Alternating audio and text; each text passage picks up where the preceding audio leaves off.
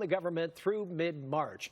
It also contains $100 billion in disaster relief for hurricane-ravaged areas, $10 billion for farm aid. It does not include, however, President-elect Trump's demand for lifting the government's debt ceiling. The bill was approved 366 to 34, and now will head over to the Senate for approval, where it's expected to pass quickly tonight. Congress was under a midnight deadline to pass a funding bill or launch a partial government shutdown over the holidays. All right, let's get some more analysis here from our political analyst, Brian Sobel, who joins us now live. Brian, great to have you on here. Obviously, you've been following the developments in Washington. It appears we are going to avert a government shutdown here, but obviously we have gone through a chaotic week in Washington. As we look back on all the back and forth that has played out here in Congress, what was the point of this whole exercise? Alex, it seems to be an ongoing thing. It's happened for years. You get to this critical deadline, and then finally Congress acts. But behind the scenes, you have an incoming president who's trying to make sure that a budget that's delivered is not going to handcuff his administration as he takes over. But this is a stopgap bill. It's good through March, so this is going to have to go through another iteration here in a few months. Yeah, we'll do it all again in a few months. The legislation keeps government running, but it does not include that provision to raise the debt ceiling, which President-elect Trump was demanding. Why didn't Trump push ahead with the debt ceiling fight right now? And is there a political winner in all this?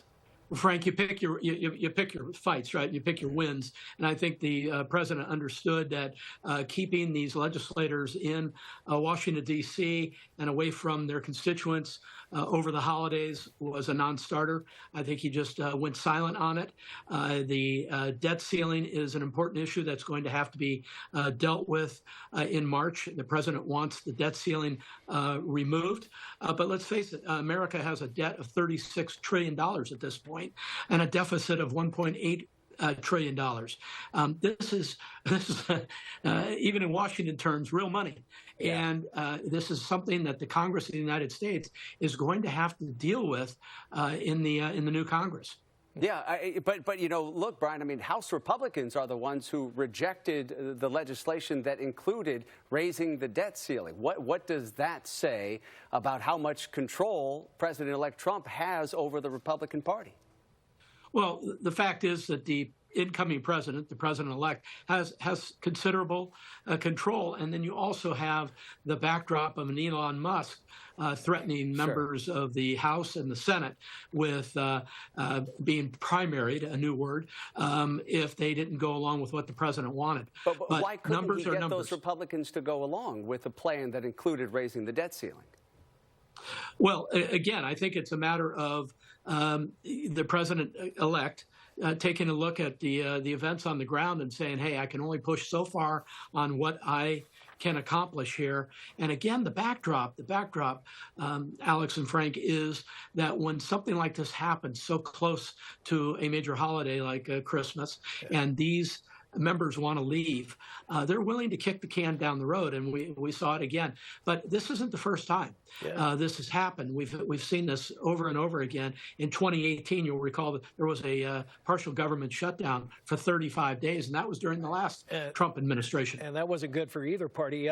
Quick question. Nope. Where was President Biden in all this? And can I ask you this? Growing up, even 10, 15 years ago, I'd never heard of a government shutdown. And now they seem to come along every other year. I think everybody is nodding when you ask that question, because it's true. This is a more recent phenomenon. In the old days, Congress seemed to get together better and work these things out. Now it's become a pitched battle, whether it's the Democrats floating the budget or the Republicans floating the budget. There's all these arguments, and so it is a fairly new thing that we're living with now. Yeah, another new thing we're living with is clearly the political influence of Elon Musk, who obviously blew up the initial bipartisan deal that lawmakers in Washington had reached.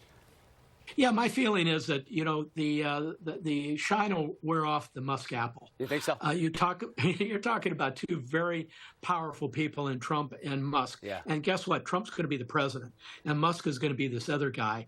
And I think if Musk tries to take too much of the spotlight, Trump will shut him down.